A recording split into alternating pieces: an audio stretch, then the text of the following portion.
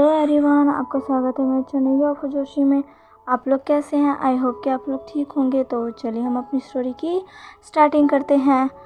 Last part में हमने देखा था कि विंग ने फैसला कर दिया था कि वो अपनी जगह अपने बेबी को बचाना चाहता है। वांग जी ने इसका विरोध किया था पर विंग नहीं माना और विंग के जिद के सामने वांग जी को आखिरकार हार माननी पड़ती है। पर वांग जी इस फैसले से कुछ भी नहीं होता, खुश नहीं होता है।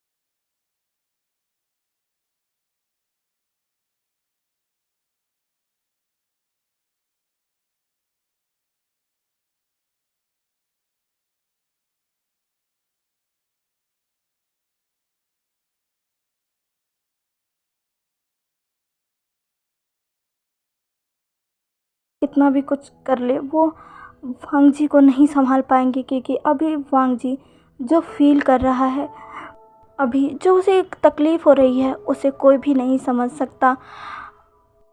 तभी भी जेबुजुन हिम्मत कर कर कहते हैं, वांग जी शांत हो जाओ। तभी वांग जी कहता है, गगा।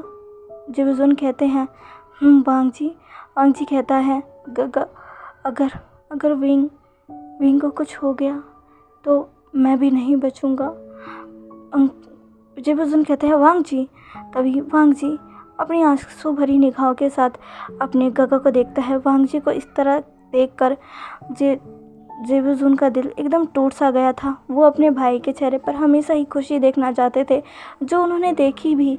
विंग के आने के बाद वांग जी काफ़ी खुश रहने लग गया था और ये चीज़ जेबुजुन के दिल को एक सुकून सा पहुंचा दी थी, क्योंकि जब से जेबुजुन के मॉम डैड गए थे तब से वांग जी हमेशा ही उदास सा रहता था। उसके चेहरे पर बिल्कुल भी खुशी नज़र नहीं आती थी।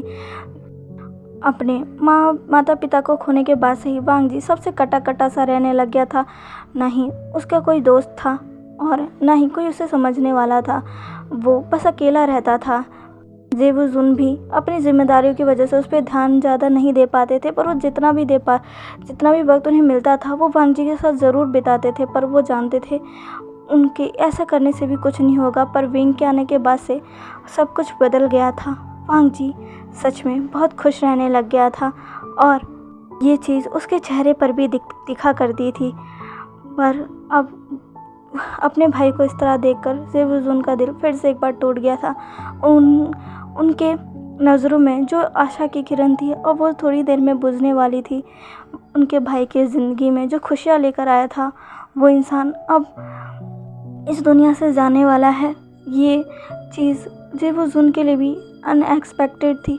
वो भी इस चीज़ से बहुत ज़्यादा दुखी थे, पर वो अपने आप को संभाल रहे थे, क्योंकि उन्हें पता था उन्हें अभी अपने भाई को भी संभालना है।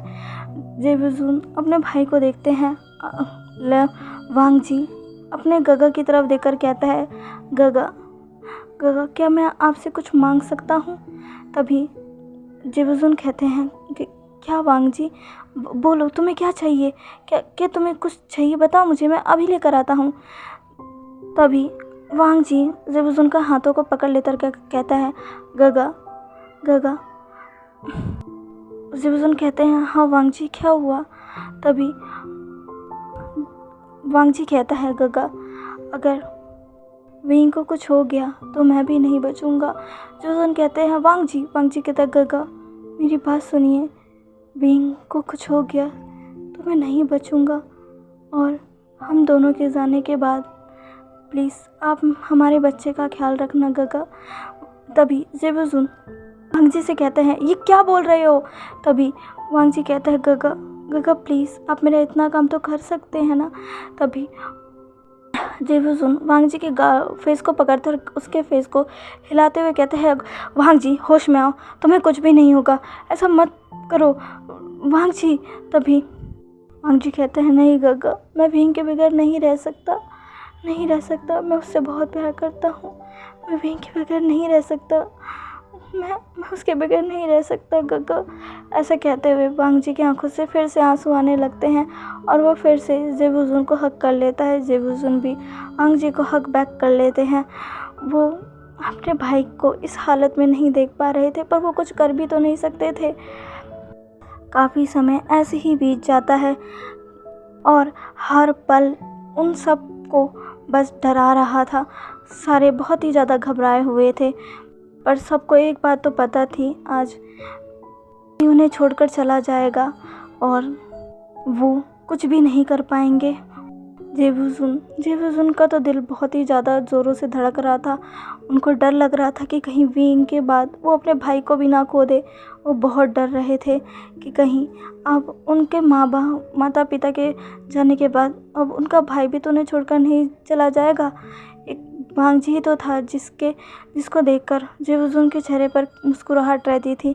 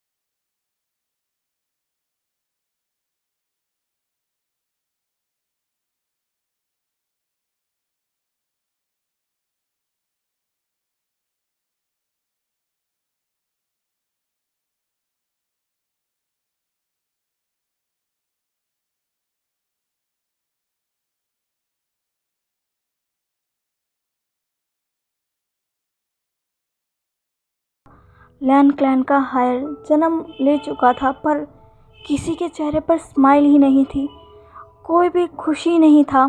चाहे वो अंकल कुरैन, वांग जी, जेबुजुन या फिर वहाँ खड़े डिसिपल ही क्यों ना हो। बेबे के रोने की आवाज़ सुनकर कोई भी खुश नहीं हुआ था, उल्टा सारे डर गए थे, सब खामोश हो गए थे।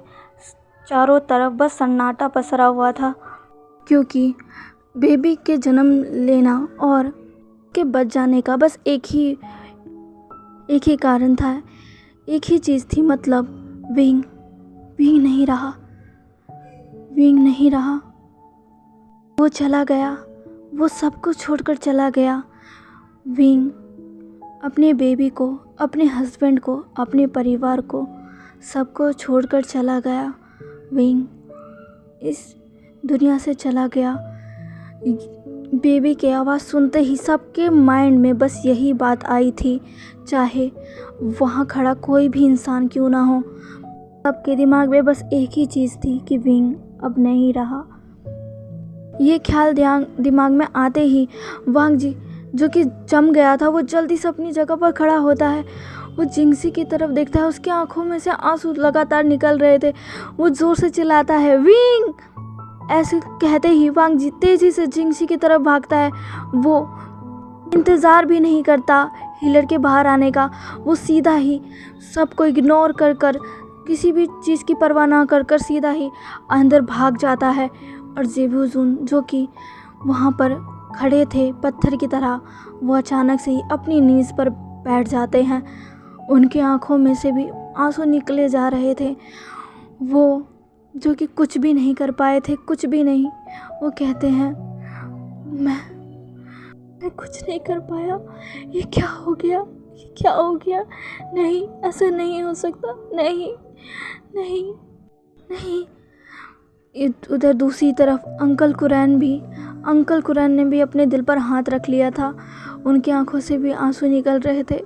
वो अपने मन में कहते हैं, जहाँ फेमियांग, मुझे माफ़ कर दो, मुझे माफ़ कर दो। मैं तुम्हारे बच्चे को नहीं बचा पाया, मुझे माफ़ कर दो। मुझे पता है जब तुम्हें ये पता चलेगा कि तुम्हारा सबसे प्यारा बच्चा इस दुनिया में नहीं रहा, तुम्हें कितना दर्द होगा, मैं समझ सकता हूँ। मुझे माफ़ कर दो, मुझे माफ़ कर दो। और ऐसा कहते हुए वो अपनी आंखों को बंद कर लेते हैं। इधर दूसरी तरफ लोटस कोव में, जहाँ सारी जगह पर बस सन्नाटा पसरा हुआ था, अचानक से कोई ज़ोर से चीखता है। उस चीख के साथ ही महारानी यू की आंखें खुल जाती है। वो अपने बेड से उठती है और कहती है, ये आवाज़। तभी उन्हें वो आवाज़ फिर से आती है। वो कहती है, ये आवाज़ तो। वो जल्दी से बाहर की तरफ भागती है। वो अपना गेट ओपन करती है और जल्दी से बाहर की तरफ निकल जाती है। वो आवाज़ अब धीरे धीरे बढ़ रही थी, जो कि कह रही थी, माँ मुझे बचाइए, माँ वो मुझे ले जा रहे हैं, मुझे बचाइए माँ। महारानी यू बस उस आवाज़ की तरफ भागी जा रही थी। वो उस आवाज़ की तरफ भागते लोटस क्लैन के एंट्रेंस की तरफ पहुंच जाती है, जहां पर वो विंग को देखती है, जो कि बहुत ही ज़्यादा कमज़ोर दिख रहा था। उसकी हालत बहुत ज़्यादा ख़राब थी, वो ढंग से खड़ा भी नहीं हो पा रहा था। महारानी यू जब विंग को ऐसे देखती है तो वो कहती है, विंग विंग विंग जो कि अपनी मदर को देखता और कहता है, माँ मुझे बचाइए, वो मुझे ले जा रहे हैं। मैडम ये कहती है, विंग ये तुम्हें क्या हो गया, तुम यहाँ कैसे। मैडम ये ऐसा कहते हुए विंग की तरफ भागती है कि अचानक से उनके पैर जम से जाते हैं। वो आगे बढ़ ही नहीं पाती है। विंग जो कि लगातार मैडम यू को बुला रहा था, कह रहा था, माँ मुझे बचाइए, मुझे ले जा रहे हैं। मैडम यू कहती है, विंग। तभी वहाँ से 2 पर्सन आते हैं जिन्होंने ब्लैक अटायर पहना हुआ था। वो दोनों ही विंग को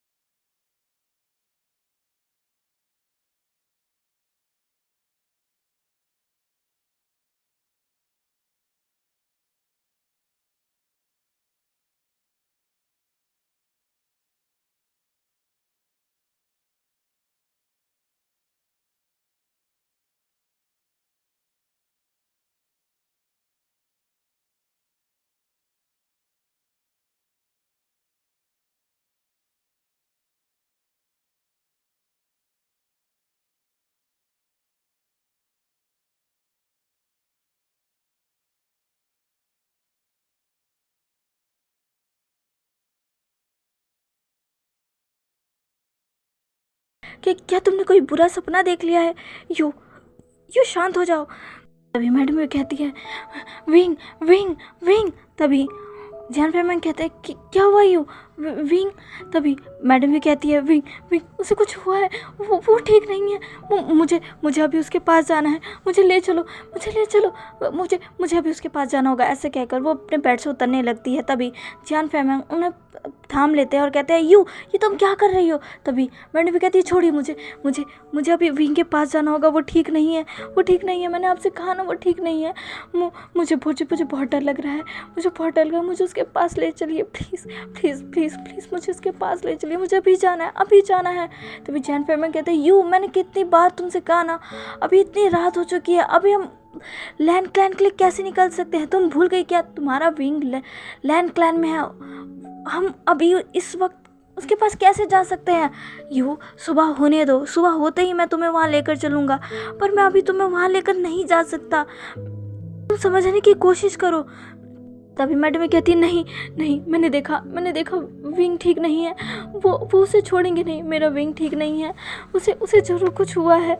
तभी जान फैमंग कहते हैं तुम शांत हो जाओ, ऐसा कुछ भी नहीं है, वो सिर्फ तुम्हारा एक डरावना सपना था और कुछ भी नहीं। हमारा विंग लैंड क्लैन में बिल्कुल सुरक्षित है, तुम्हें पता है ना, हम सारे क्लैन लीडर्स ने मिलकर लैंड क्लैन के चारों तरफ एक घेरा डाल दिया है, जिसकी वजह से कोई भी बुरी शक्ति हमारे विंग के पास नहीं जा सकती, तुम्हें पता है ना, फिर भी तुम।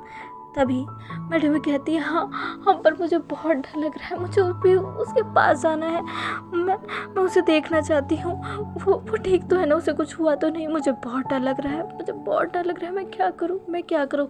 ऐसा कहते हुए मैडम यू रोने लगती है।